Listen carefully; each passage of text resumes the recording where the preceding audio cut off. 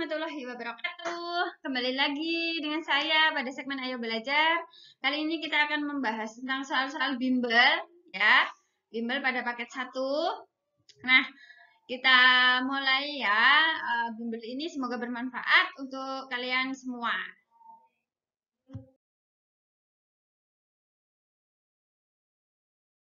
Pada soal nomor 1, kita akan bahas tentang macam-macam kebutuhan manusia, di mana di sini kebutuhan itu dibagi menjadi 4 hal berdasarkan intensitas kegunaan, berdasarkan waktu, berdasarkan sifat, dan berdasarkan subjeknya. Berdasarkan intensitas kegunaan itu ada mutlak, primer, sekunder, dan tersier. Kebutuhan mutlak itu adalah kebutuhan yang mutlak dibutuhkan oleh manusia, contohnya adalah udara.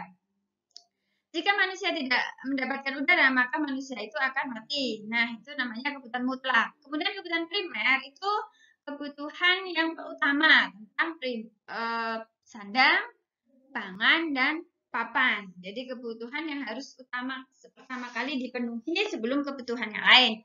Lalu kebutuhan sekunder itu adalah kebutuhan yang kedua. Jadi setelah kebutuhan primer barulah dipenuhi kebutuhan sekunder. Contohnya adalah jam tangan, televisi, radio. Nah, seperti itu namanya kebutuhan sekunder. Tetapi kebutuhan sekunder setiap manusia itu berbeda. Nah, misalnya seperti ini. Petani itu kebutuhan sekundernya bukan laptop ya, tetapi laptop itu adalah kebutuhan sekunder bagi seorang pegawai, bahkan mungkin kebutuhan primer bagi seorang pegawai. Nah, seperti itu. Kalau kebutuhan tersier itu kebutuhan barang mewah, contohnya adalah villa, kemudian piano. Nah, seperti itu ya, kebutuhan yang memang bentuknya secara mewah.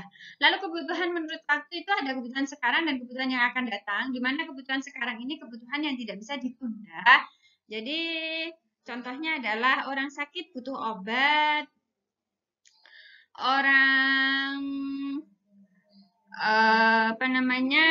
orang sakit butuh obat. Nah, itu namanya adalah kebutuhan sekarang. Jadi kebutuhan yang tidak bisa ditunda. Orang lapar butuh makan. Kemudian yang akan datang berarti bisa ditunda untuk di masa yang akan datang. Misalnya adalah payung di masa yang ketika waktu hujan. Kemudian tabungan, asuransi. Nah, lalu kebutuhan menurut sifat itu ada jasmani dan rohani. Kebutuhan jasmani itu adalah kebutuhan untuk tubuh kita. Misalnya adalah makan, olahraga, kemudian baju. Nah, itu jasmani, jadi untuk tubuh kita. Kemudian kebutuhan rohani untuk jiwa atau ketenangan kita. Misalnya adalah rekreasi, refreshing, yoga. Jadi untuk pikiran kita supaya tenang gitu ya. Kemudian menurut subjeknya ada kebutuhan individu dan kebutuhan kolektif. Kebutuhan individu itu berarti kebutuhan untuk pribadi. Misalnya orang sekolah butuh seragam, Pak Tani butuh cangkul. Gak mungkin kan anak sekolah butuh cangkul kan gitu. Itu maksud dari kebutuhan individu. Kemudian kebutuhan kolektif itu kebutuhan yang bisa digunakan secara bersama-sama. Contohnya adalah masjid, jalan raya, tempat rekreasi, dan lain sebagainya.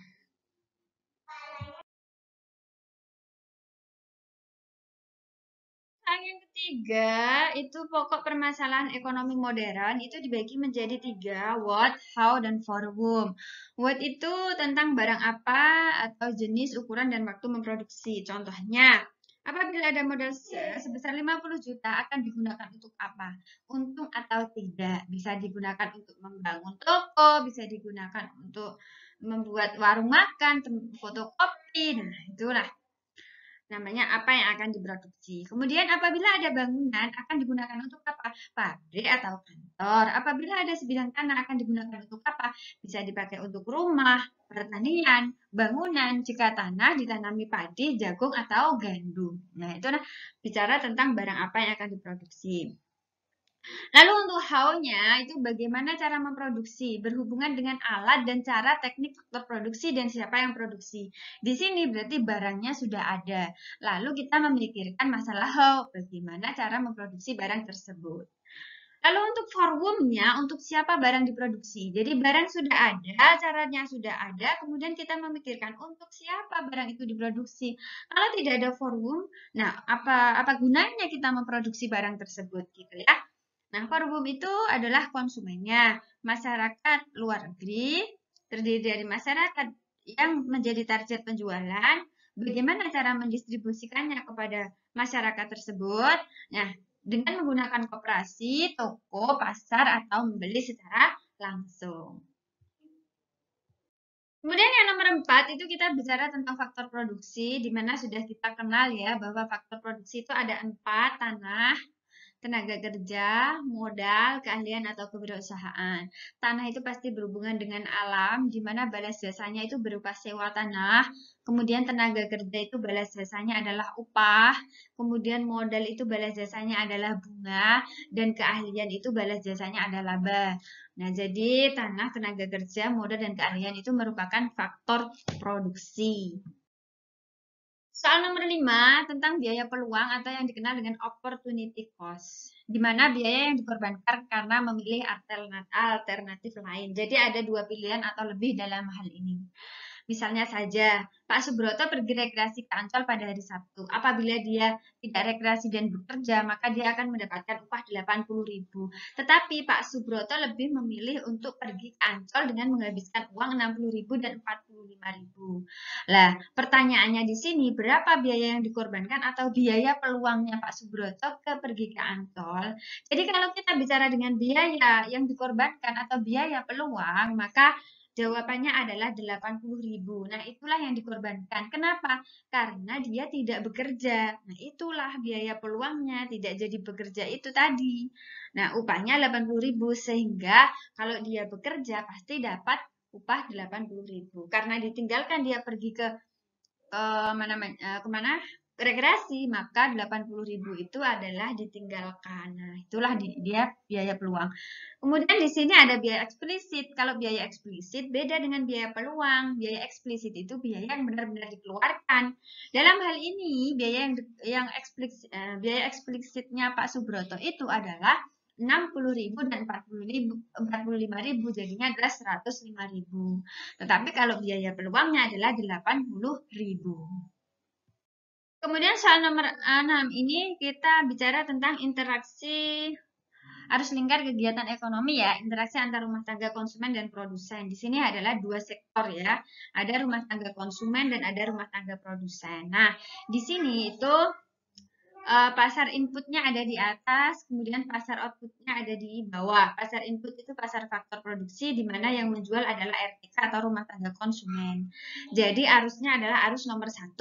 Nah, rumah tangga konsumen ke rumah tangga produsen, yaitu arus nomor 1 ini disebut arus faktor produksi yang terdiri dari tanah, tenaga kerja, modal, dan keahlian. Kemudian setelah terjadi jual beli, maka RTP akan membalas jasa kepada rumah tangga konsumen yang ditunjukkan pada nomor 2. Nah, itu adalah balas jasa faktor produksi yang berupa sewa, tenaga kerja tadi upah, kemudian bunga, dan laba. Nah, jadi arus balas jasa faktor produksi terletak di nomor 2. Kemudian pasar barang ada di output di bawah ini, yang menjual adalah produsen. Jadi arus barangnya dari produsen ke konsumen yang diletakkan di nomor 5. Lalu nomor 4 ini adalah balas jasa dari konsumen ke produsen atas barang yang telah dibeli, yaitu balas jasa atas barang. Jadi pertanyaannya berdasarkan bagian di atas yang merupakan adanya pembayaran faktor produksi tenaga kerja berarti terletak pada nomor 2. Ya, oke. Kemudian soal nomor 7, kita bicara tentang jenis-jenis pembeli dan penjual ya di sini ya. Kita lihat di sini bahwa P1 ke E, jadi E itu equilibrium price, berarti harga keseimbangan. Jadi harga keseimbangannya berada di E ini, di P1 ke E. Lalu yang ditanyakan di sini berdasarkan grafik di atas, mana daerah premi produsen. Premi produsen itu nama lainnya adalah produsen supermarginal. Kita lihat di sini, daerah yang berada di garis E ini berarti di atas harga pasar, ya, berarti P1, PE ini harga pasar. Maka dia disebut produsen submarginal, di mana produsen tersebut bisa menjual di atas harga pasarnya. Nah, misalnya harga pasarnya 200, dia bisa menjual 250.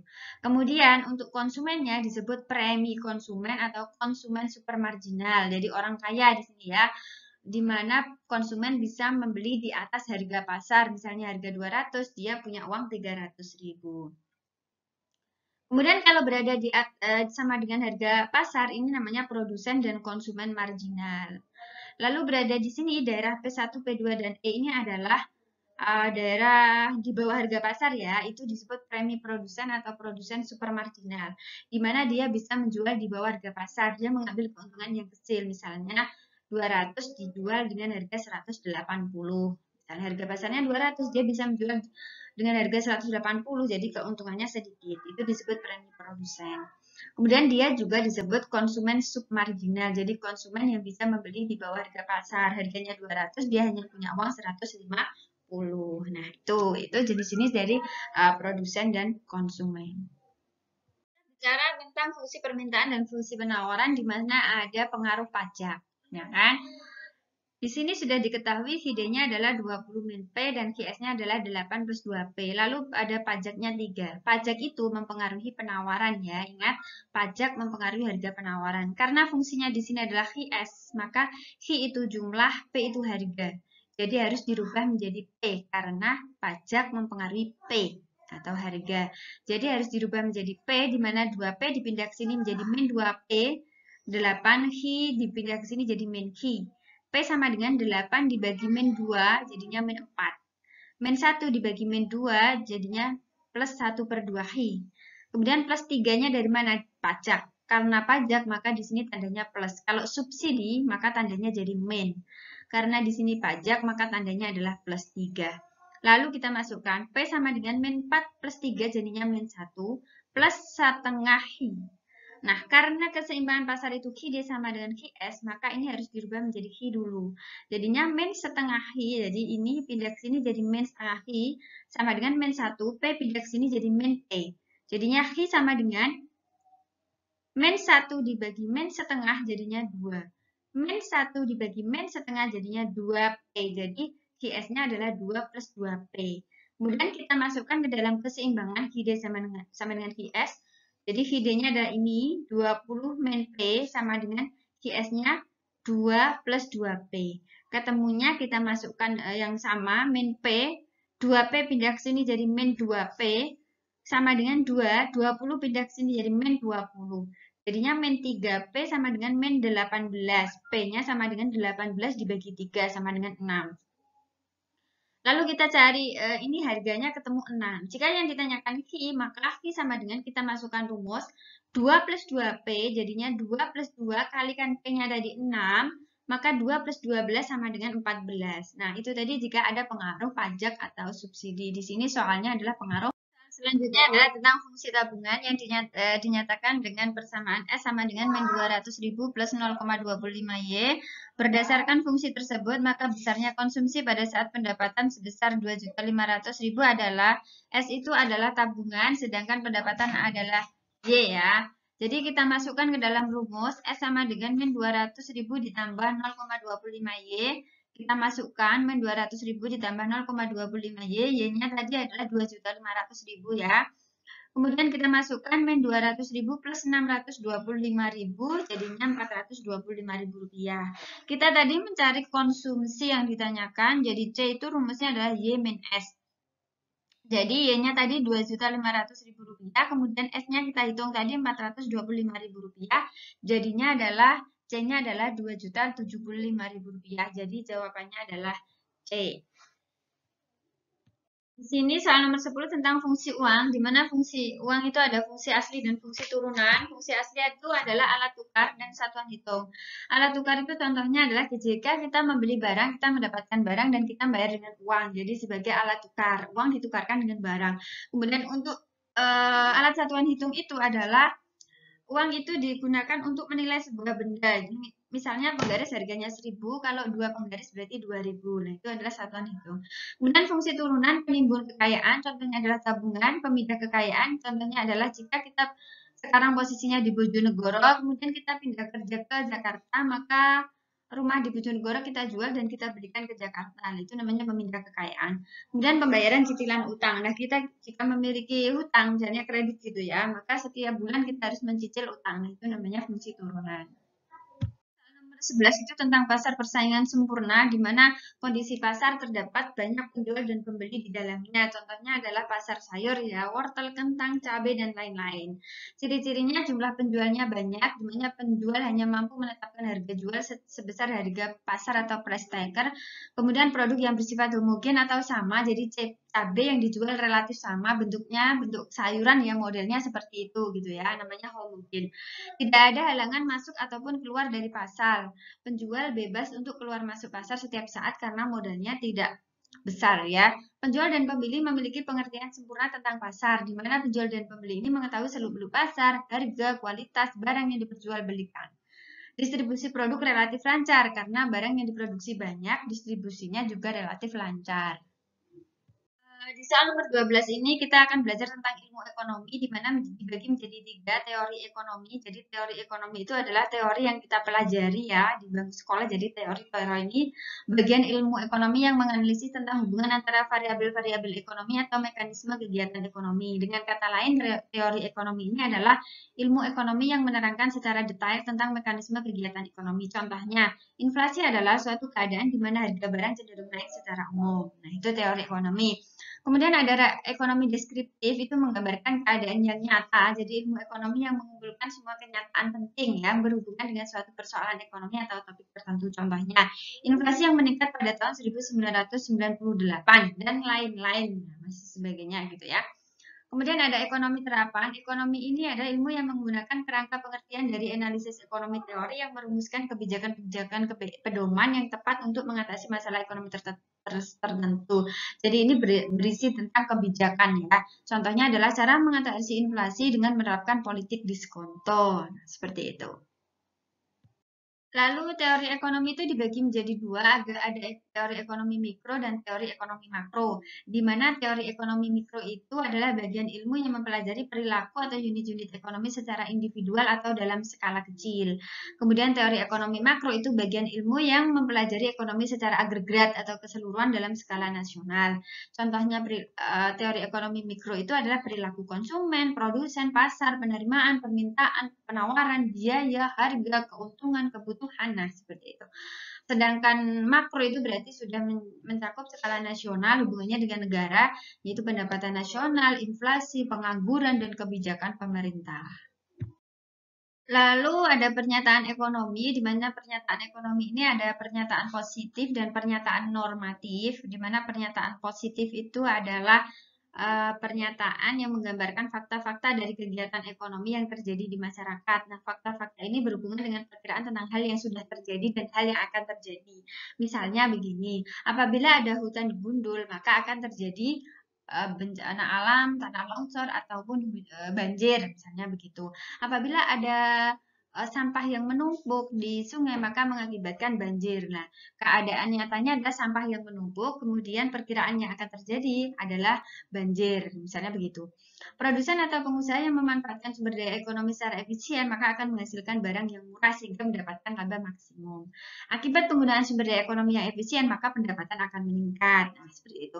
Agar pendapatan pemerintah meningkat, sebaiknya pajak dikenakan pada setiap orang yang menerima penghasilan.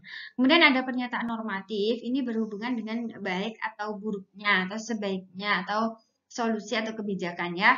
Berkaitan dengan kriteria kebijakan yang optimal. Ilmu ekonomi normatif menggunakan studi empiris dan prediksi ekonomi positif, serta menggabungkan keduanya dengan pertimbangan nilai yang mencerminkan gagasan ideal tentang masyarakat dalam rangka untuk memperoleh rekomendasi kegiatan. Kebijakan. Contohnya, berapa besar polusi yang dapat diperkenankan jika kita mendirikan sebuah usaha? Haruskah proyek penyediaan air tertentu itu dilakukan? Apakah tidak mengganggu lingkungan? Apakah pemungutan pajak dapat dimensejahterakan masyarakat? Pemungutan pajak harus mensejahterakan setiap orang. Nah, seperti itu. Jadi dalam pernyataan normatif, pertentangan antara hal yang baik dan buruk menjadi perhatian. Soal nomor 13, data yang dimiliki untuk melakukan perhitungan pendapatan nasional dari suatu negara adalah sebagai berikut. Kita ketahui di sini ada unsur pendekatan pengeluaran dan pendekatan pendapatan. Di sini kita ditanya tentang income approach atau pendekatan pendapatan, di mana rumusnya adalah Y sama dengan W plus I plus R plus P. W itu upah, I interest, bunga, REN itu sewa, P itu profit atau laba. Tinggal kita masukkan di sini. Upahnya adalah Rp78.000. Interestnya adalah Rp34.000. Rentnya adalah Rp23.000 dan profitnya adalah $24.000 ya, bukan rupiah. Jadi totalnya adalah $159.000. Lalu soal nomor 14 adalah tentang mencari pendapatan per kapita di mana rumusnya adalah GNP dibagi jumlah penduduk. Pertanyaannya di sini adalah pendapatan per kapita tertinggi. Kita hitung satu persatu dari setiap negara. Misalnya di sini Indonesia berarti 140 juta dibagi 200.000. Kemudian Malaysia 80 juta dibagi 90.000. Kemudian Brunei Darussalam 45 juta dibagi 15.500. Kemudian Filipina 100 juta dibagi Rp125.000. Maka 125.000 jiwa. Maka akan sudah diketahui Indonesia 700, Malaysia 888,89, Brunei Darussalamnya 2.903,2 dan Filipina 800. Jadi dilihat dari sini yang tertinggi adalah Brunei Darussalam ya. Jawabannya adalah C. Soal nomor 15 ini tentang inflasi, di mana dirumuskan dengan IHK min IHK min 1 per IHK min 1 kali 100. IHK itu adalah indeks harga pada tahun yang dicari atau tahun sekarang. Kemudian IHK min 1 itu berarti tahun sebelumnya. Lah kita lihat di sini yang ditanyakan adalah bulan Januari 2011. Berarti yang dicari IHK-nya adalah yang Januari, di mana Januari IHK-nya adalah 280,70 dikurangi IHK tahun sebelumnya. Berarti IHK bulan sebelumnya berarti Desember ya. Nah, Desembernya adalah 273,60 dibagi 273,60 kali 100 akan ketemu 2,59%, di mana di sini inflasinya adalah inflasi ringan karena masih dalam kategori 0 sampai 10%. Jadi jawabannya adalah D. Soal nomor 17 tentang surat berharga. Surat berharga itu ada saham dan obligasi ya. Di sini ciri-cirinya saham, bukti kepemilikan perusahaan. Jadi kalau kita memiliki saham, berarti kita ikut memiliki sebuah perusahaan tersebut. Kemudian balas jasa sahamnya berupa dividen dan resikonya pasti besar. Kenapa? Kalau perusahaan itu rugi, maka kita juga ikut rugi.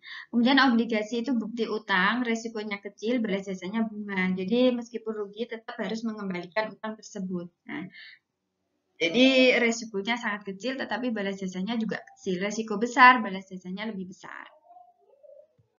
Nomor 18 ini adalah kebijakan moneter, di mana ada politik pasar terbuka, politik diskonto, politik cadangan kas, kebijakan kredit selektif, imbauan moral, kebijakan devaluasi dan revaluasi. Politik pasar terbuka itu jual beli surat berharga ya. Jika terjadi inflasi, maka menjual surat berharga. Jika deflasi, maka membeli surat berharga. Politik diskonto, jika terjadi inflasi, maka meningkatkan bunga. Kalau terjadi deflasi, menurunkan bunga. Kemudian politik cadangan kas, jika terjadi inflasi, maka cadangannya dinaikkan. Jika terjadi deflasi, cadangannya dikurangi. Kebijakan kredit selektif itu adalah dengan menggunakan 5C ya, karakter, capacity, capital, collateral, condition of economy ya, dengan syarat-syarat yang ketat. Kemudian imbauan moral atau moral persuasion, Bank Sentral melalui media massa mengumumkan atau memberikan pidato-pidato yang bisa mempengaruhi sikap dan lembaga moneter, jadi persuasif gitu. Kemudian ada kebijakan devaluasi dan revaluasi. Devaluasi itu adalah kebijakan Bank Sentral untuk menurunkan nilai rupiah terhadap mata uang asing. Nah, kemudian revaluasi itu kebijakan Bank Sentral untuk menaikkan nilai rupiah terhadap mata uang asing. Ini yang terakhir tentang perbedaan pembangunan ekonomi dengan pertumbuhan ekonomi. Di pertumbuhan ekonomi itu ditandai dengan adanya peningkatan PDB atau produk domestik bruto. Jadi kalau produksinya meningkat itu bisa dikatakan terjadi pertumbuhan ekonomi. Tetapi belum tentu terjadi pembangunan ekonomi karena dalam pembangunan ekonomi itu harus ada perubahan struktur ekonomi, kondisi ekonomi yang baik, perbaikan kelembagaan, sikap yang baik, adanya iptek yang tinggi, pendapatan per kapita yang naik. Nah, itu disebut pembangunan ekonomi. Tapi kalau hanya produksinya naik atau PDB-nya naik, belum dikatakan pembangunan ekonomi, tetapi dikatakan mengalami pertumbuhan ekonomi.